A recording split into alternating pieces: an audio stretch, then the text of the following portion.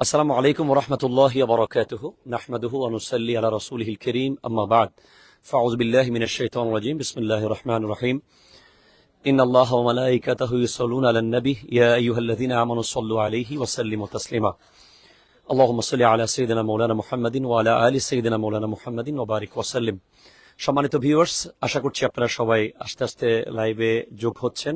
Sound clear হচ্ছে কিনা একটু আমাকে কমেন্ট করে জানাবেন। আজ জামিয়া, যেটা অত্যন্ত ভারাক্রান্ত হৃদয় নিয়ে একটি বিষয়ে বক্তব্য আমরা শুনলাম কিছুক্ষণ আগে। আমরা সোশ্যাল মিডিয়ায় দেখলাম যে জামিয়া আহমদিয়া সুন্নিয়া আলিয়া, যেটি এশিয়া মহাদেশের একটি বিখ্যাত শিক্ষা প্রতিষ্ঠান, একটি শ্রেষ্ঠ বিদ্যাপীঠ, যেটার ব্যাপারে গোটা বিশ্বে একটি সুপরিচিতি রয়েছে এবং খ্যাতি রয়েছে। জামিয়ার ছাত্ররা আজ গোটা বিশ্বে অবদান রেখে যাচ্ছে। দুইবার জাতীয় পর্যায়ে স্বর্ণ পদক প্রাপ্ত প্রতিষ্ঠান জামিয়া আহমদিয়া সুন্নিয়া আলিয়া। আমি খুব স্ট্রেঞ্জ এবং অবাক হয়েছি। আমার জামিয়ায় পড়াকালীন সময় প্রায় 17 বছর ছাত্র জীবন, প্রায় 8 বছর আমার শিক্ষকতার জীবনে আমি কখনো জামিয়াতে কোনো বাহিনীকে কোনো দিন তল্লাশি করতে জামিয়ায় আসতে দেখিনি। তো আজ একজন রাজনীতিবিদের বক্তব্য শুনেছি। গত 5 মে 2025 জামিয়া আহমদিয়া সুন্নিয়া আলিয়া মাদ্রাসায় সেনাবাহিনীর তল্লাশিতে এখানে আমরা জানতে পেরেছি যে অসংখ্য অস্ত্র নাকি পাওয়া গেছে। আমি জামিয়ার একজন ছোট্ট খাদেম, অত্যন্ত নগণ্য খাদেম হিসেবে সেদিন আমি সারা দিন সকাল থেকে রাত পর্যন্ত জামিয়াতে ছিলাম। বিভিন্ন কার্যক্রম ছিল, ক্লাস ছিল, পরীক্ষা ছিল।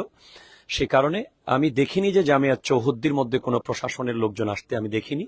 আমি আল্লাহ এবং রাসূলকে সাক্ষী রেখে এই কথাটা বলছি। আর সবচেয়ে বড় কথা হচ্ছে, সেদিন কামিল হাদিসের ফিকহ তাফসীর বিভাগের বোর্ড পরীক্ষা ছিল, যে পরীক্ষার কারণে এখানে এই এরিয়াতে 144 এর আওতায় জামিয়া ক্যাম্পাস ছিল। সে কারণে এখানে তো অন্য কোনো ধরনের কিছু করার কোনো সম্ভাবনাই ছিল না, যেহেতু অলরেডি জামিয়া প্রশাসনের নিয়ন্ত্রণে ছিল সেদিন কামিল পরীক্ষা থাকার কারণে। তো আমরা আহ্বান জানাবো, এই বক্তব্যের চরম তীব্র নিন্দা এবং প্রতিবাদ জানাচ্ছি। আমরা আশা করব যে এই বক্তব্যটি উনি এক্সপান্স করবেন এবং উনি ক্ষমা প্রার্থনা করবেন। এই বক্তব্যের ব্যাপারে উনি ওনার স্টেটমেন্ট ক্লিয়ার করবেন এবং আমাদের সারা বিশ্বের সমস্ত আপামর সুন্নি জনতা এ ব্যাপারে কষ্ট পেয়েছে। সকলের পক্ষ থেকে আমরা অনুরোধ করব, আমরা দাবি জানাবো যে জামিয়ার ব্যাপারে যদি কেউ মিথ্যাচার করে, আপনারা সবাই আপন আপন জায়গা থেকে প্রতিবাদ করবেন। এটা আওলাদ রসুলের প্রতিষ্ঠান, এই প্রতিষ্ঠানের ব্যাপারে গোটা বিশ্ব অবহিত। এই পর্যায়ে এ ব্যাপারে কথা বলবেন আমাদের জামিয়া আহমদিয়া সুন্নিয়া আলিয়ার সম্মানিত প্রভাষক জনাব মৌলানা নাইমুল হক নাইমি সাহেব।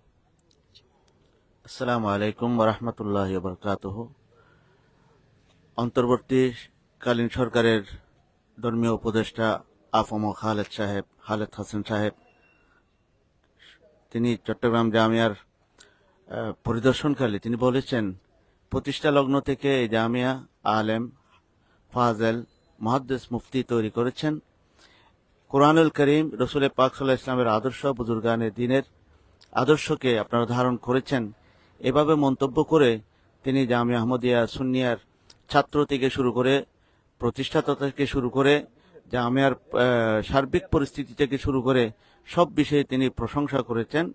আমি সরকারের কাছে এই বিষয়টি যাতে যারা বলেছেন তারা যাতে এটা ক্ষমা প্রার্থী হয়, একইভাবে বাংলাদেশ সেনাবাহিনীকে ও এই বিষয়ে এই মিথ্যাচারের মধ্যে জড়িয়েছেন তারা যাতে এটা ক্ষমা চেয়ে জাতির কাছে পরিষ্কার হয় এবং জামিয়া যে একটা প্রতিষ্ঠান, ধর্মীয় প্রতিষ্ঠান, এই প্রতিষ্ঠানের সাথে সকল শ্রেণীর যারা ব্যবসায়ী থেকে শুরু করে ধর্মীয় অবস্থান থেকে প্রত্যেকে মাদ্রাসার সাথে সম্পৃক্ত, প্রত্যেকে আঘাতপ্রাপ্ত হয়েছেন।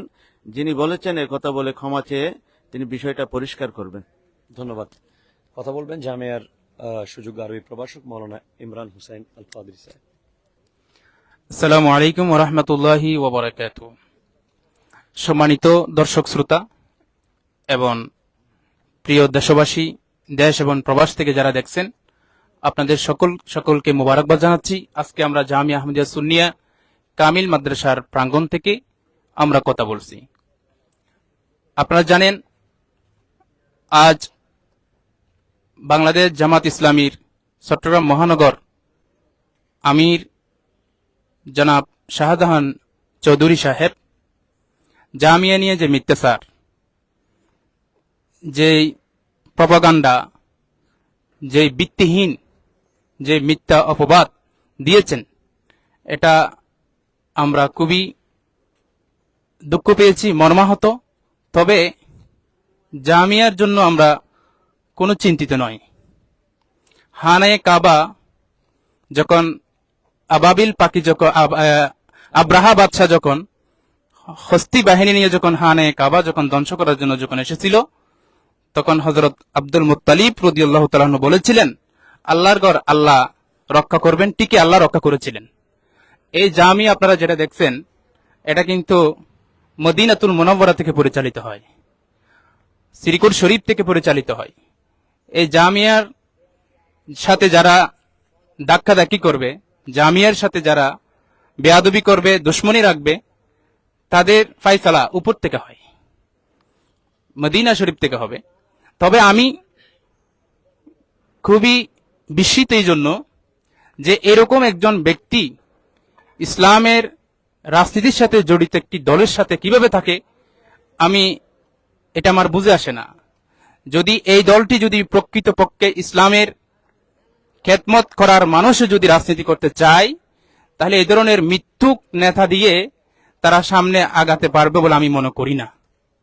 আমি আশা রাখবো তাদের দল থেকে, তাদের জামাত ইসলামীর দল থেকে এই নেতাকে যেন অচিরেই যেন বহিষ্কার করা হয়, তার মিথ্যাচারের জন্য তার যেন শাস্তির আওতায় আনা হয়। আমি সেই দাবি জানাচ্ছি তাদের রাজনৈতিক দলের কাছে। আসসালামু আলাইকুম ওয়া রাহমাতুল্লাহ। কথা বলবেন আমাদের মৌলানা আব্দুল কাদের, জামিয়ার অনার্স বিভাগের সুযোগ্য প্রভাষক মৌলানা আব্দুল কাদের। আসসালামু আলাইকুম ওয়া রাহমাতুল্লাহি ওয়া বারাকাতুহু। প্রিয় দেশবাসী, আমরা সবাই জানি আমাদের প্রত্যেকের প্রাণের ঠিকানা, ঈমানের ঠিকানা, আমাদের ঈমান রক্ষার অন্যতম এক মরকজ জামিয়া আহমদিয়া সুন্নিয়া আলিয়া। এই জামিয়াতে এই পর্যন্ত এই জামিয়াকে নিয়ে যারা ষড়যন্ত্র করেছে, জামিয়ার প্রতি বিদ্বেষ রেখেছে, জাতি দেখেছে তাদের কি শাস্তি হয়েছে, তাদের কি পরিণতি হয়েছে।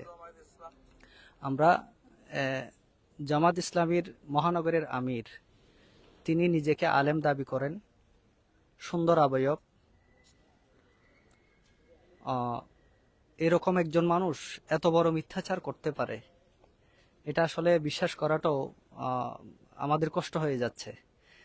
কারণ তিনি নিজেকে তথাকথিত ইসলামী রাজনীতিবিদ, ইসলামী রাজনীতির সাথে জড়িত এমন মনে করেন। তো এই ধরনের একজন মানুষ এত বড় একটা মিথ্যাচার করতে পারে, এটা ভাবাই অকল্পনীয়। তো আমরা এটা তীব্র নিন্দা এবং প্রতিবাদ জানাচ্ছি। ইনশাআল্লাহ জাতীয় চিরেই দেখবে এই মিথ্যুকের পরিণতি কি হতে যাচ্ছে, এটা আমাদের বিশ্বাস আছে। কারণ এই জামিয়ার সাথে যারাই এ পর্যন্ত বিদ্বেষ রেখেছে, তারা তাদের ফল ভোগ করেছে। ইনশাআল্লাহ জাতি দেখবে, জাতিকে সেই বিদ্বেষের ফল দেখার জন্য আমি উদাত্ত আহ্বান জানাচ্ছি। সালাম আলাইকুম। অসংখ্য ধন্যবাদ আপনাদের সকলকে যারা আমাদের সাথে লাইভে ছিলেন। আমাদের সাইন্সের সিরিকোট আল্লামা সিরিকুটি রহমতুল্লাহ আলাইহি বলেছেন, জামিয়া মেরা জান হ্যায়, জামিয়া মেরা ঈমান হ্যায়, জামিয়া মেরা দো জাহান হ্যায়। জামিয়ার সাথে দুশ্মনী মানে ঈমানের সাথে দুশ্মনী। সুতরাং যারা জামিয়ার সাথে দুশ্মনী রাখবে তাদের দুনিয়া আখিরাত বরবাদ হয়ে যাবে। আমরা জামাত ইসলামী চট্টগ্রাম মহানগরের আমির জনাব শাহজাহান চৌধুরী সাহেবকে বলবো, আপনি অচিরেই আপনার বিষয়টি ক্লিয়ার করুন এবং আল্লাহর দরবারে তওবা করুন, ক্ষমা প্রার্থনা করুন। আল্লাহ তাআলা আমাদের সকলকে এই বিষয়টি বোঝার তৌফিক দান করুক, জামিয়ার প্রতি সকলের মহাব্বতকে মজবুত রাখার তৌফিক দান করুক। আসসালামু আলাইকুম ওয়া রাহমাতুল্লাহি ওয়া বারাকাতুহু।